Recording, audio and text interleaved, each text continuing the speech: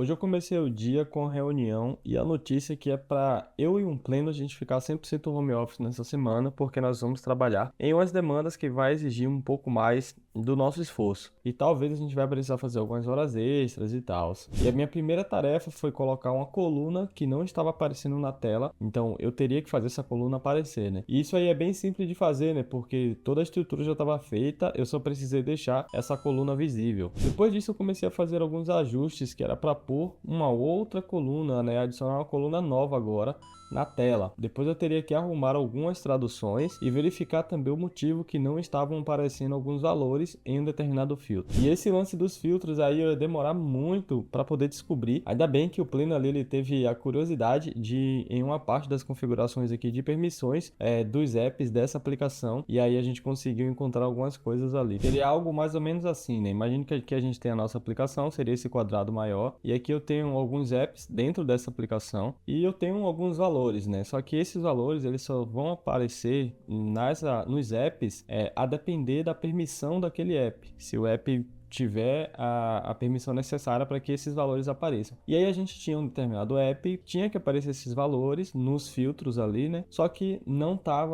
estavam aparecendo. E eu ia tentar diversas formas para poder resolver isso e nunca ia me ligar que seria ali a questão das permissões, né? Eu tinha que permitir que esses determinados valores aqui, eles fossem permitidos ali para poder aparecer nesse app que a gente estava tratando. E eu nem sabia onde que eu ia mexer nisso aqui, velho. Ainda bem que o Pleno deu essa luz aí, a gente conseguiu resolver isso aí bem rápido. Agora eu peguei uma outra tarefa que é mais ou menos assim. Imagina que a gente tem um fluxo, né? Que é a nossa aplicação, e eu tenho 3 apps aqui, por exemplo. Esses 3 apps, eles vão tratar determinados valores ali. Então, no primeiro app, eu posso chegar aqui e autorizar ou desautorizar algum tipo de valor, por exemplo. Então, eu cheguei aqui e autorizei esse valor, ele passa para esse próximo app. Nesse próximo app, a gente consegue fazer um exemplo da baixa nas paradas. Então, se eu der a baixa aqui, esse valor ele já sai desse app e ele passa para um próximo app, porque é um fluxo. E aí, o que é que estava acontecendo? Quando o cara chegava aqui e, vamos supor, ele autorizasse, ia para o próximo app, o cara chegava aqui, dava baixa, ia para o próximo app, e aqui nesse app daqui ainda, a gente não estava conseguindo chegar e desautorizar esse valor aqui. E isso não era mais permitido, entendeu? Porque eu poderia autorizar ou desautorizar, ok, beleza. Mas uma vez que passou para o próximo app e o valor já foi dado baixa, por exemplo, eu não posso chegar mais aqui e manipular esse registro, tipo, desautorizar ele, entendeu? Não é mais possível isso. Então eu peguei e fiz essa correção aí. Só que aí mexendo ali eu vi que tinha algo muito estranho, cara. Não estava fazendo sentido uma validação que o Sênior ele tinha feito aqui. Então eu fui, liguei para ele e aí ele me disse que teve uma mudança na aplicação e de fato as coisas não estavam fazendo sentido porque essa parte não tinha sido atualizada ainda, né? E aí ele até me sugeriu uma solução que por sinal era bem complexa assim. Eu acabei pensando em uma solução um pouco mais simples, mostrei para ele e ele de fato ali concordou que era melhor fazer daquele jeito que eu tinha pensado. Então foi mais ou menos 3 minutos ali eu consegui resolver, mas foram outros 40, né? Só analisando ali para poder começar de fato a resolver o problema. E aí eu fiz o deploy ali em dev, testei, pedi para o pessoal testar também, e aí passou tudo de boa. Hoje eu comecei o dia fazendo alguns ajustes bem simples. O primeiro deles foi para poder deixar uma tabela com a opção de selecionar todos os registros. E como eu já tinha feito isso uma outra vez e tal, foi bem tranquilo de fazer isso dessa vez. Aí eu já fiz um deploy ali rapidão em dev para o pessoal poder testar. E aí logo depois eu já fui fazer uma outra demanda. Imagine que isso aqui é um produto e a gente tem uma determinada quantidade, né? Aqui seria uma das nossas telas ali. Então vamos supor que aqui eu teria 100 unidades ainda. E eu posso ir, tipo, vendendo isso aqui de pouco em pouco. Então eu vendi 50, aí sobre 50. Beleza, o produto ainda iria ficar aparecendo na tela porque eu ainda tenho unidades disponíveis ali. Mas vai chegar um momento que eu vou ir vendendo e tal, vou ter 20, depois vai acabar. Eu vou vender todas e vai ficar zero. Quando isso acontecer, nós deveríamos marcar uma determinada propriedade ali na nossa tabela, no banco ali, né? E eu vou chamar essa propriedade aqui de não disponível. Então eu marcaria ela quando eu tivesse com 0 unidades aqui, por exemplo, e automaticamente era para esse produto ele sair da tela. Ele não poderia mais ficar nessa tela aqui, ele iria para uma outra tela, porque aqui só poderia ficar os produtos que estão disponíveis. Então eu tive que ler a regra, fui lá no código, até na documentação, inclusive foi na própria documentação que eu descobri que só poderiam aparecer naquela tela os registros disponíveis. Só que tipo, a gente não trabalha com vendas aqui, né? Então eu criei um exemplo ali, mais ou menos para você ter noção do que foi que eu tinha feito. E com essa parte resolvida, eu fiz um deploy em dev e não funcionou. E eu pensei que eu já tinha feito alguma besteira, velho. Eu fiz uma call ali para poder debugar isso aqui junto com o Pleno. E a gente viu que era um erro na hora de estar enviando alguns dados ali pro sistema da SAP, né? Vamos dizer assim. Só que, cara, eu não mexi em nada dessa parte, então tava algo muito estranho assim. Até que eu fui, mostrei o erro ali pro sênior e ele viu que era algo relacionado à autorização. Em resumo, foi como que o nosso cliente mexeu em algumas autorizações que a gente tinha aqui para poder acessar algumas coisas ali na nuvem. Então, como time, a gente ainda tinha um problema, só que não foi um problema causado pela alteração que eu tinha feito, né? Então, o pessoal vai ter que ver aí e tal, como é que foi ali a questão dos acessos para poder a gente conseguir continuar o fluxo aí do trabalho. Hoje eu fiquei para fazer um ajuste quando estávamos exportando alguns registros para o formato do Excel. O usuário ele colocava ali o nome, né, que ele queria que o arquivo tivesse quando fosse baixado. Só que aí, quando estava baixando, eu estava vindo com um nome totalmente diferente, que era o nome original ali do app, né? E eu fiquei quebrando a cabeça para tentar setar o valor ali quando o usuário digitasse, né, o valor personalizado que ele estava querendo ali no arquivo que fosse para ser baixado, só que quem estava ali gerenciando essa parte da exportação era a parte default ali do framework, né? Então eu não estava conseguindo alterar esse nome, eu nem sei se dava para alterar na verdade.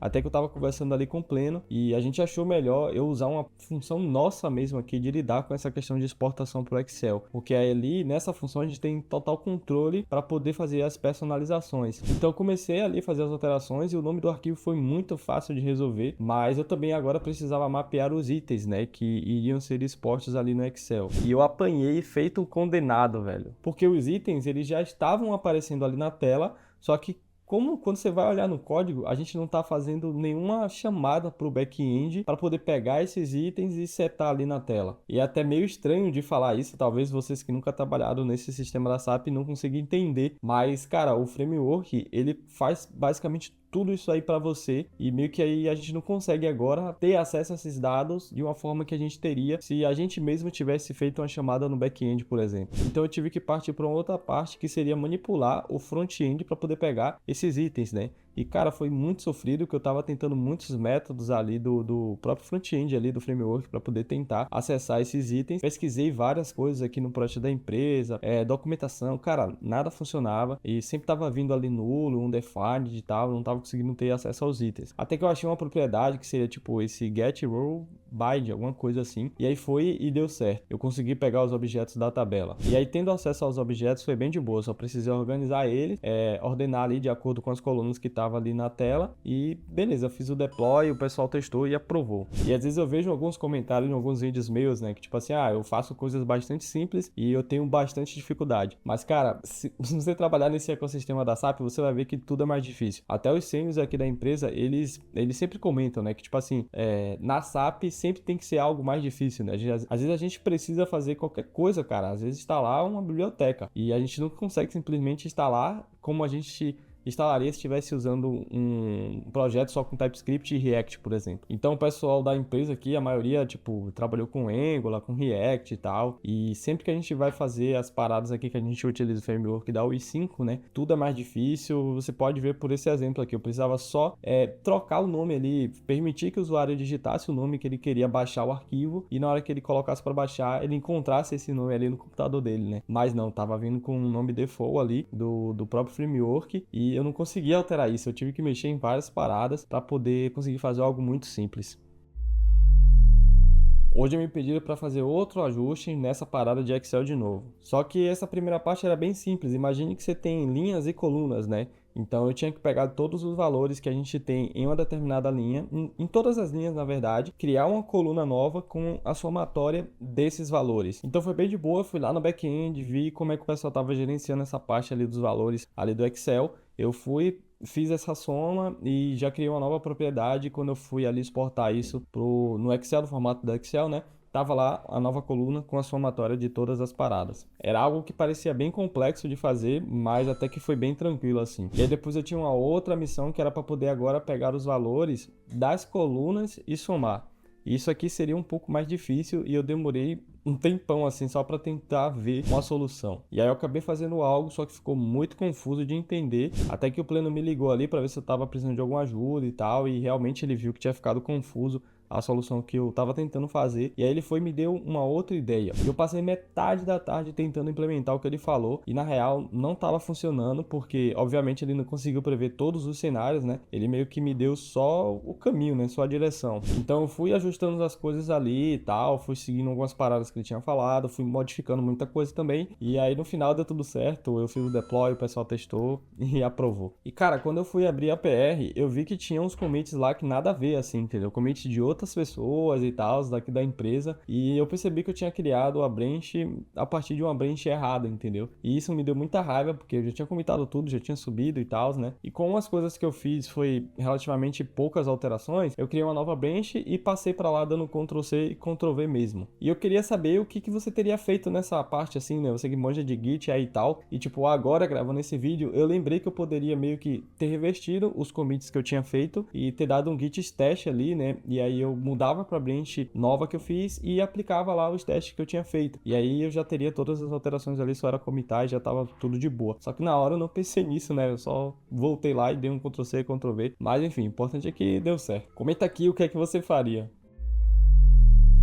Hoje me passaram uma demanda que era para trocar uma coluna. Vamos supor que na tabela a gente tinha a coluna descrição da cidade. E aí eles queriam trocar para mostrar a coluna descrição do bairro. Como não temos a descrição do bairro em nossa tabela, eu tive que buscar isso aí de uma API externa. E esse rolê é bem interessante assim que você tem que fazer uma cruzação de dados e tal, para poder mapear certinho ali com os valores da API externa que eu estava buscando. Talvez eu consiga explicar isso aqui em um outro vídeo, né? Mas eu fiz ali, testei, tava tudo certo, o pessoal aprovou também. E aí já me passaram uma outra tarefa. Imagine que temos um sistema que roda de tempos em tempos. Ele vai lá na SAP, pega os dados e traz para as nossas tabelas. Consecutivamente, trazendo isso para nossas tabelas, a nossa aplicação ela fica atualizada, né? E toda vez que esse sistema de pegar os dados estiver rodando, a gente precisa avisar isso para o usuário, né? Então, nesse app não estava acontecendo isso. E a sorte é que alguém já tinha feito isso em um outro app, é meio que eu só fiz adaptar e trazer para esse app agora que eu estava trabalhando. E aí, depois de ter feito isso, eu subi ali em dev, o pessoal testou e aprovou. Cara, essa semana eu fiz coisa pra caramba, velho. Eu consegui matar várias pendências assim que o pessoal tava tendo, consegui ajudar bastante. Foi muito massa essa semana de trabalho e ficou muito claro, né, que eu rendo muito mais assim em um projeto do que no sustain. Obviamente que tem muito a ver também com a comunicação, as informações que estavam sendo trocadas ali. De uma forma geral, a condição de trabalho estava bem melhor, né? Então eu consegui render muito mais. Então esse foi mais um vídeo e a gente se vê na próxima semana.